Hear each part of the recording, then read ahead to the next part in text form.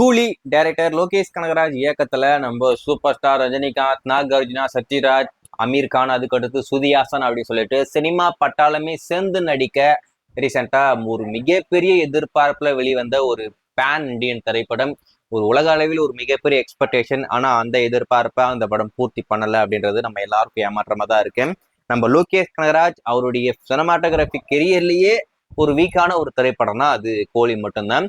Screen play சொதப்பல், அதுல குறிப்பா எல்லா கேரக்டருக்கும் எந்த ஒரு வலுவும் இல்லாம ரொம்பவே வீக்கா இருக்கும். வில்லன் போர்ஷன்லாம் ஒண்ணுமே கிடையாது.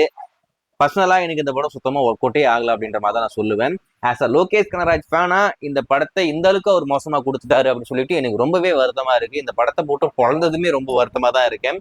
ஏன்னா ஒரு ஃபேனா இருந்துகிட்டு அவரை பத்தியே நம்ம பேச போறோம் அப்படின்றது கொஞ்சம் அப்படி எப்படி இருந்தாலும் பரவாயில்ல. நம்ம என்ன நமக்கு தோணுதோ சொல்லுவோம்னு சொல்லிட்டு தான் சொன்னேன். அது வைரலா ஒரு பக்கம் ஓடிச்சு, அதெல்லாம் நீங்க பார்த்துருப்பீங்க. இந்த கூலி படத்தை பார்த்தப்ப இன்னொரு இருந்த ஒரு கேள்வி என்னன்னா, எதுக்கு இந்த படத்துக்கு ஏ சர்டிஃபிகேட் கொடுத்தாங்க அப்படின்றத மட்டும்தான். ஏன்னா ஏ சான்றிதழுக்கும் இந்த படத்துக்கும் சுத்தமா சம்பந்தமே கிடையாது.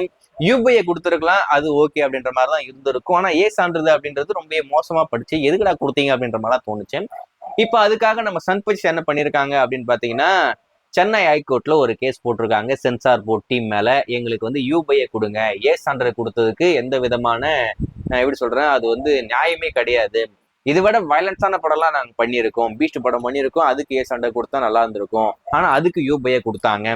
இன்னொரு பக்கம் கேஜிஎஃப் 2 அப்படின்னு வந்திருக்கு, அந்த படமும் பயங்கரமான வயலன்ஸ்லாம் இருக்கும், ஆனா அதுக்கு யூபிஐ கொடுத்தீங்க.